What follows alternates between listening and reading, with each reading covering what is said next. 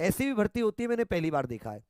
राजस्थान नगर पालिका नियम 2012 के अंतर्गत राज्य के 186 नगरीय निकायों के निकायवार विज्ञापित कुल सफाई कर्मचारियों के 24,797 पदों के लिए सीधी भर्ती के ऑनलाइन आवेदन है। इसमें ऑनलाइन फॉर्म भरा जाएगा 24 मार्च से, ये साथी 4 मार्च से शुरू होंगे 24 मार्च तक, 20 दिन का टाइम मिलेगा। 4 मार्च से फॉर्म शुरू होंगे और 24 मार्च तक। उसके बाद में 27 मार्च से 2 अप्रैल तक इसमें आप त्रुटि कर पाएंगे। ये वेबसाइट है जिस वेबसाइट पर आप सभी लोग फॉर्म भरेंगे, रिक्तियों का विवरण है। आवेदन प्रक्रिया ऑनलाइन होगी, ठीक है भैया। आप या तो ई मित्र कियोस्क, जन सुविधा केंद्र या स्वयं के स्तर से एसएसओ पोर्टल जो होता है उसके माध्यम से आप सभी लोग फॉर्म भर सकते हैं। एक बार प्रॉपर नोटिफिकेशन पढ़ लें तभी आप लोग फॉर्म भरें। जो ऑनलाइन आवेदन है आपको isg.urban.rajasthan.gov.in पर अप्लाई ऑनलाइन क्लिक है, इस लिंक पर क्लिक करके अथवा एसएसओ पोर्टल जो है उस पर लॉगिन पर सिटीजन एप्स G2C में उपलब्ध रिक्रूटमेंट पोर्टल का चयन करके आप ये फॉर्म भर सकते हो। ऑनगोइंग रिक्रूटमेंट सेक्शन के अंदर सफाई कर्मचारी पद, सफाई कर्मचारी भर्ती 2024 का लिंक आएगा जिस पर क्लिक करके आवेदन फॉर्म भरना होगा। इसमें एक आपको OTR 1 टाइम रजिस्ट्रेशन करना है, अगर ये नहीं है तो आपको 1 टाइम रजिस्ट्रेशन करना होगा, उसके बाद में आप लोग फॉर्म भर सकते हैं। ठीक है भैया, यहां पर बाकी सारी चीजें दे रखी हैं कि कैसे कैसे है। स्वयं का मोबाइल नंबर, खुद का ईमेल आईडी होना चाहिए। जिस श्रेणी में, जिस कैटेगरी में आप आवेदन के पात्र हो उसी कैटेगरी में आप आवेदन करें।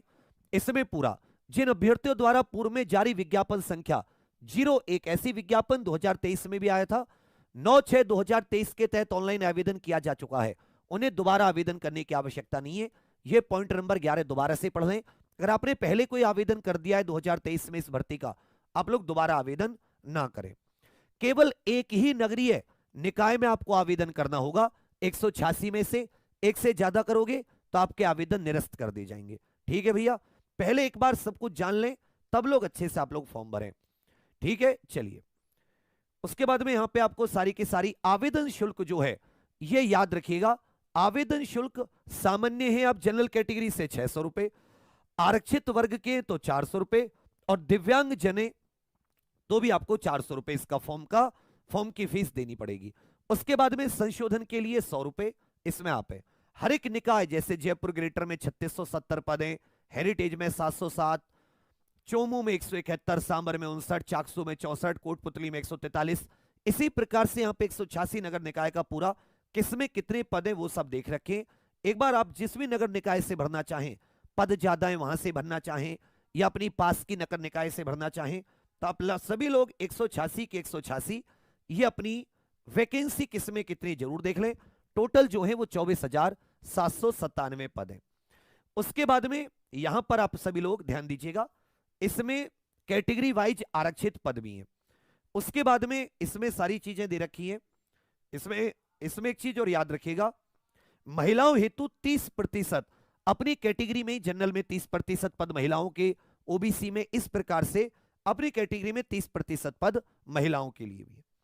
आगे इसमें आ जाता है 8% पद विधवा, 2% परित्यक्तता, इन सब के लिए भी इसमें आरक्षित है। कैसे कैसे आपको चाहिए पूरी जानकारी, कौन सा प्रमाण पत्र चाहिए वो इस नोटिफिकेशन में बहुत अच्छे से दे रखा है। अब सभी लोग एक बार जरूर इसको, नोटिफिकेशन को हमेशा से पढ़ना चाहिए, बिना नोटिफिकेशन को आपको इसमें फॉर्म नहीं भरना चाहिए। उत्कृष्ट खिलाड़ियों के लिए भी इसमें है कि उत्कृष्ट खिलाड़ी किस किस में, कौन कौन सा ओलंपिक में, विश्व कप में कैसे कैसे क्या क्या आपने मेडल वगैरह जीते हो तब उसको माना जाता है। निशक्त जन जो होते हैं, दिव्यांग विकलांग व्यक्तियों के लिए भी इसमें कोटा है या आरक्षण है। अब सभी लोग भी ध्यान से देखें और चीजें करें। उसके बाद में साथ ही यहां पर हम लोग आ जाते हैं, यहां पर हम सब लोग चलते हैं वेतनमान। वेतनमान याद रखिएगा 7वें वेतनमान के आयोग के हिसाब से, यह बहुत इंपॉर्टेंट है। 7वें वेतन आयोग के अनुसार इसमें आपका जो भी मासिक पारिश्रमिक है वो मिलता है, सैलरी मिलती है। राष्ट्रीयता भारत का नागरिक हो, नेपाल का हो या भूटान का प्रजाजन हो, ऐसे तिब्बती शरणार्थी जो 1 जनवरी 1962 से पहले भारत में स्थायी रूप से बसने के लिए आए हो, ये सारी की सारी चीजें आप देख लें। आयु सीमा जरूर याद रखें, मिनिमम 18 वर्ष और अधिकतम 40 वर्ष, और आयु 1 जनवरी 2025 को काउंट हो रही है, इस चीज को आप लोग याद रखिएगा। उसके अलावा अनुसूचित जाति, जनजाति, अन्य पिछड़ा वर्ग, अति पिछड़ा वर्ग, इन सबको 5 वर्ष की छूट। सामान्य वर्ग की महिला जो राजस्थान के मूल निवासी है 5 वर्ष की छूट। बाकी जो पिछड़ा वर्ग इत्यादि की महिलाओं को 10 वर्ष की छूट। ये इसमें आदि छूट दे रखी है, ये भी आप लोग जरूर देख लें। उसके बाद में इसमें जो आपका मेजर चीजें हैं, चयन प्रक्रिया कैसी होगी ये आप जरूर ध्यान रखें। इसमें नगरीय निकायवार विज्ञापित पदों हेतु प्राप्त आवेदनों में से पात्र अभ्यर्थियों का चयन विज्ञापित पदों के वर्गवार 3 गुणा अभ्यर्थियों का लॉटरी प्रक्रिया अपनाकर सीधा प्रैक्टिकल होगा, सफाई करवा के देखेंगे।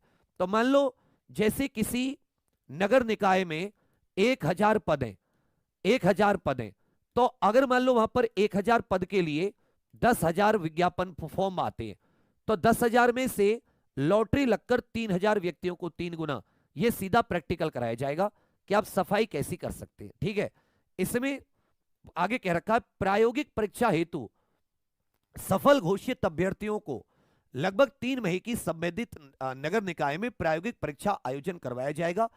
उसके बाद में कितनी अनुपस्थिति, अनुभव कैसा है, उसके आधार पर तो देखो 3 महीने तक उसकी वहां पे सफाई करनी होगी। जितने वो 3,000 लोग होंगे, ये बड़ा इनकी देखो इनकी कितनी निंजा टेक्निक है। 10,000 फॉर्म भरेंगे मान लो किसी नगर निकाय से, उसमें से जितनी भी वैकेंसी है उस वैकेंसी के 3 गुना उस नगर निकाय की जितनी वैकेंसी है उन्हें लेंगे कि जी तुम्हें प्रैक्टिकल करना होगा। उनसे 3 महीने सफाई करवाएंगे, पूरी की पूरी सफाई। अब कैसी कर रहे हो, टाइम से पहुंचे नहीं पहुंचे, अटेंडेंस कितनी है, बढ़िया सफाई करी नहीं करी, उसके आधार पर आपको नंबर मिलेंगे, फिर आपकी मेरिट तय होगी। सरकार की निंजा टेक्निक देख रहे हो, 3 महीने में हर शहर की सफाई करवा लेंगे। सफाई कर्मचारी ज्यादा होंगे, आप लोगों को नौकरी चाहिए, तो आप लोग और अच्छी सफाई करके दिखाओगे कि भाई यहां तो प्रैक्टिकल के नंबर जुड़ रहे हैं। जब बहुत अच्छी सफाई करोगे तो पूरा शहर चमक जाएगा, क्योंकि नौकरी लगने के बाद में तुम कैसी सफाई करोगे वो भगवान जानता है। इसलिए वो तुमसे पहले 3 महीने, एक आध प्रैक्टिकल तो 2 दिन का भी हो सकता है, 10 दिन का भी हो सकता है, 90 दिन। अब तुम क्या करोगे, 90 दिन टाइम से 1 घंटे पहले आओगे, एकदम चमका के सफाई। मतलब अगर कहीं पत्ता भी गिर गया ना, खटाक से उठा के उसे डस्टबिन में डलवा दोगे। पूरे मुझे लग रहा है राजस्थान के पूरे शहर चमक जाएंगे। क्या निंजा टेक्निक है। बेरोजगारों के साथ देखो कैसा मजाक है।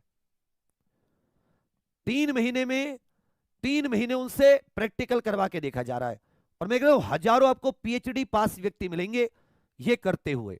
ये दुर्भाग्य है हमारे। मैं कह रहा मैं ये नहीं कह रहा सफाई करना बहुत बुरी बात है, सफाई का काम बहुत ही मेहनत का और बहुत ही योग्यता का काम है।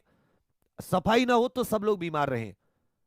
मैं तो सफाई कर्मचारियों को बहुत ही मतलब सबसे अच्छा काम उनका आईएएस आईपीएस कुछ इतना अच्छा नहीं है जितना काम, जितना महत्व का काम वो करते हैं। महत्व होता है हर चीज का, ठीक है। पानी हवा इनको आदमी महत्व नहीं देखा, लेकिन हमारे लिए कितनी इंपॉर्टेंट है।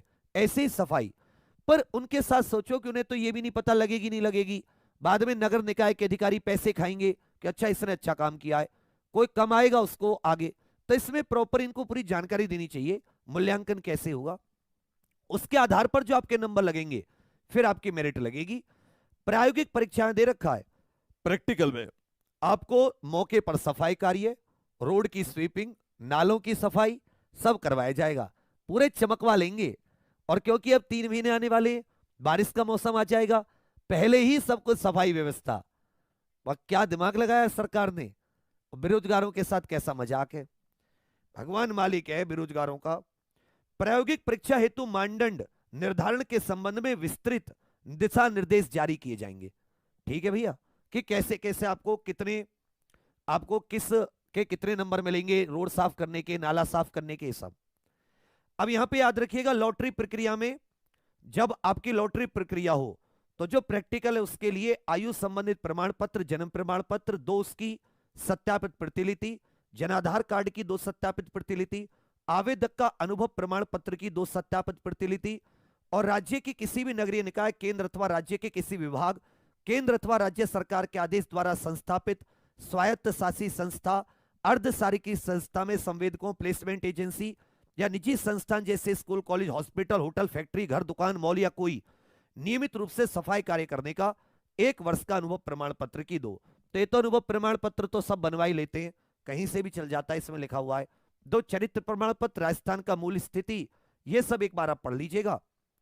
तो ये आपको प्रायोगिक परीक्षा में जाने होंगे। इसमें साथ ही पेंशन भी मिलती है जब आप रिटायर हो जाते हैं, और जो ऑनलाइन आवेदन भरे जाएंगे वो 4 मार्च